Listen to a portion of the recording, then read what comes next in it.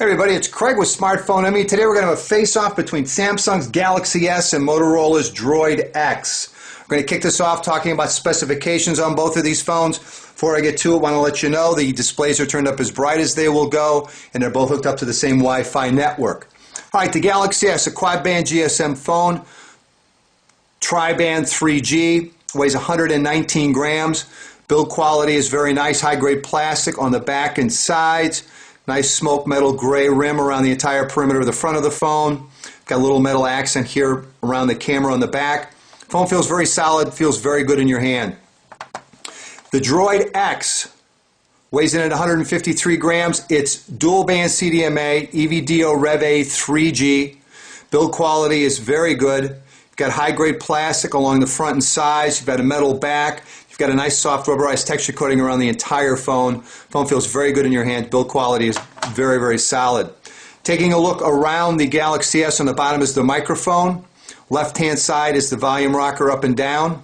On top is your micro USB port with its little cover. Next to that's the 3.5mm headphone jack. And on the right-hand side is the power and lock key. On the Droid X, on the left-hand side is your HDMI port along with your micro USB port. On top's 3.5mm headphone jack along with the power and lock key. Right-hand side is your volume rocker up and down as well as a dedicated camera key. On the back of the Galaxy S, you've got a 5-megapixel camera with autofocus, geotagging, touch focus, face and smile detection. Also shoots video at 720p at 30 frames per second. On the back of the Droid X, you've got an 8-megapixel camera with autofocus, dual LED flash, geotagging, image stabilization, as well as face detection. Video capture, again, at 720p at 30 frames per second. The flash acts as a video light and it will shoot in slow motion. Underneath the battery cover on the Galaxy S, you've got a 1500 milliamp battery as well as your micro SD card slot. The battery does not need to be removed to replace or exchange micro SD cards. Underneath the battery cover on the Droid X, you have a 1540 milliamp battery along with the micro SD card slot. The battery does need to be removed to exchange or replace micro SD cards.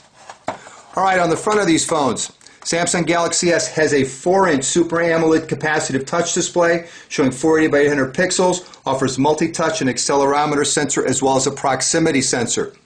The Droid X has a 4.3-inch capacitive LCD display showing 480 by 854 pixels. It also offers multi-touch accelerometer sensor and proximity sensor. At the bottom of the screen on the Galaxy S, you have 3 touch-sensitive keys, a back key, a home key, and a main menu key.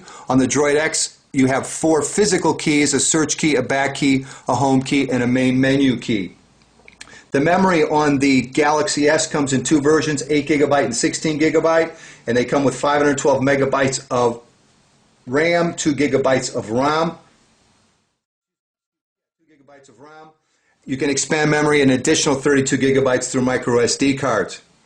On the Droid X, 8 gigabytes of internal storage, 512 megabytes of RAM, and memory can be expanded an additional 32 gigabytes through micro SD cards. Both of the phones can be used for data tethering, the Droid X up to 5 devices at the same time. Both of the phones offer a Wi-Fi, BG, and N. As far as Bluetooth, the Galaxy S offers version 3.0 with support for A2DP. The Droid X comes with version 2.1 with support for A2DP. Both of the phones offer GPS with support for AGPS. The Galaxy S runs on the ARM Cortex A8 1 GHz processor.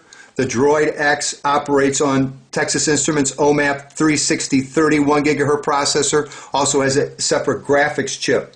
Both of the phones run on Android 2.1 Eclair.